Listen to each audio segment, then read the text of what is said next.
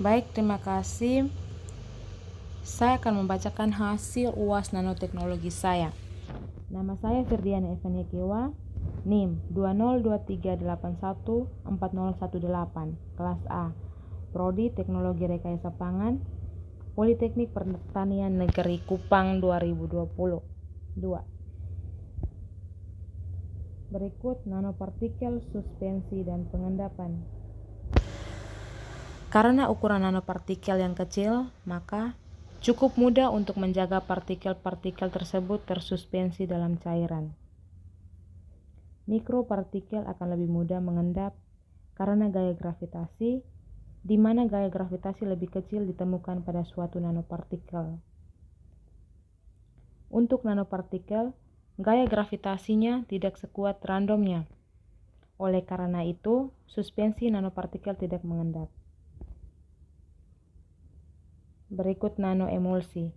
Nanoemulsi merupakan dispersi minyak dan air yang transparan stabil secara termodinamika yang distabilkan oleh suatu lapisan antar permukaan molekul surfaktan dan kosurfaktan yang mempunyai ukuran droplet kosurfaktan yang mempunyai ukuran droplet kurang dari 100 nanometer.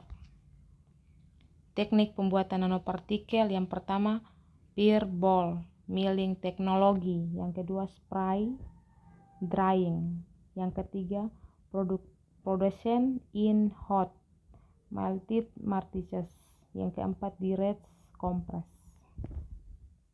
Karakterisasi nanomaterial. Yang pertama, karakterisasi SEM. Scanning Electron Microscope merupakan salah satu jenis mikroskop elektron yang menggunakan berkas elektron untuk menggambar profil permukaan benda. Prinsip kerja SEM adalah menembakkan permukaan benda dengan berkas elektron berenergi tinggi. Yang kedua, karakterisasi TEM, Transmission Electron Microscope, merupakan alat yang paling teliti yang digunakan untuk menentukan ukuran partikel karena resolusinya yang sangat tinggi. Partikel dengan ukuran beberapa nanometer dapat diamati dengan jelas menggunakan TEM. Yang ketiga, karakterisasi AFM, Atomic Force Microscope, termaksud mikroskop canggih yang sederhana mengoperasiannya. Prinsip kerja AFM sangat sederhana dan dapat dipahami hanya dengan konsep fisika dasar. AFM tidak memerlukan sistem vakum, tegangan tinggi, maupun fasilitas pendingin seperti pada SEM dan TEM. Yang keempat, karakterisasi sinar X. Sinar X adalah gelombang elektromagnetik dengan panjang gelombang sekitar 1 amplitudo derajat.